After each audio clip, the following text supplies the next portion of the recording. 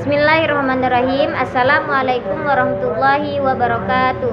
Perkenalkan, nama saya Nurul Aini. Saya dari kelas 2B Perbankan Syariah dengan nomor NIM 12007057.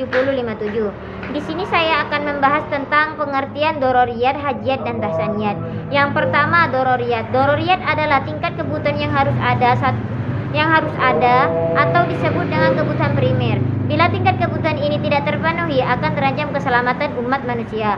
Dan yang kedua, hajiyat. Hajiyat adalah kebutuhan-kebutuhan sekunder, di mana tidak terwujudkan keperluan ini tidak sampai mengancam keselamatannya, namun akan mengalami kesulitan, kesukaran, bahkan mungkin berkepanjangan, tetapi tidak sampai ke tingkat menyebabkan kepunahan atau sama sekali tidak berdaya. Jadi yang membedakan al-dororiyat dengan al-hajiyat adalah pengaruhnya kepada keberadaan manusia.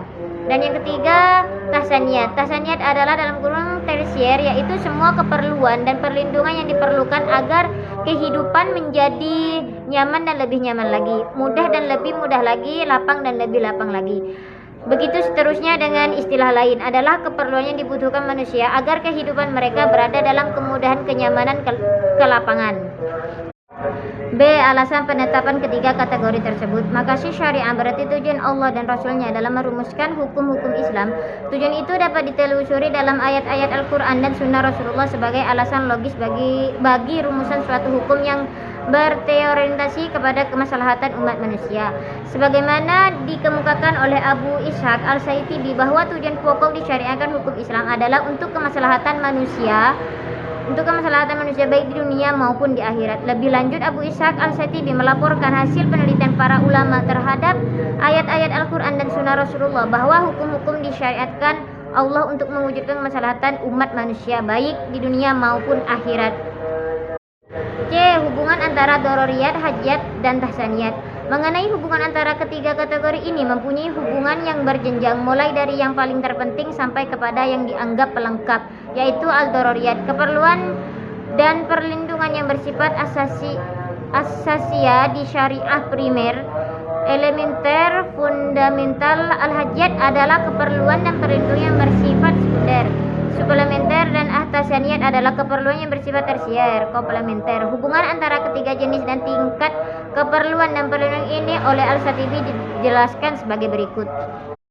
Contoh konkret dari kehidupan sehari-hari setiap kategori.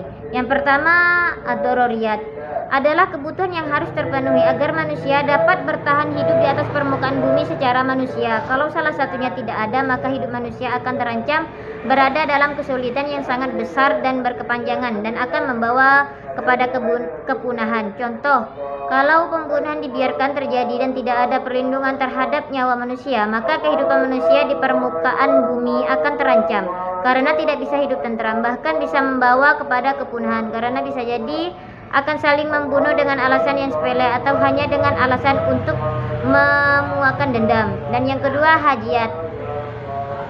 Keperluan dan kebutuhan ini ada untuk hidup tidak terlalu susah, dan kalaupun tidak ada, maka sebagai manusia akan berada dalam kesulitan, tapi tidak sampai kepada tingkat menyebabkan kepunahan atau sama sekali tidak berdaya. Contoh, keperluan rumah yang bersifat ad-dororiyat karena manusia memerlukan untuk berlindung dari cuaca atau dari serangan binatang buas dan lain-lain. Dan yang ketiga, tahsaniyat. Keperluan dan perlindungan tingkat ketiga ini adalah semua keperluan dan perlindungan yang diperlukan agar kehidupan lebih nyaman, lebih mudah, dan seterusnya.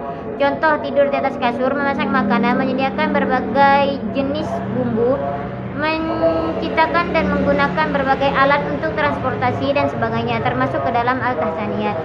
Mungkin cuman ini yang bisa saya sampaikan, kurang dan lebihnya saya mohon maaf. Wassalamualaikum warahmatullahi wabarakatuh.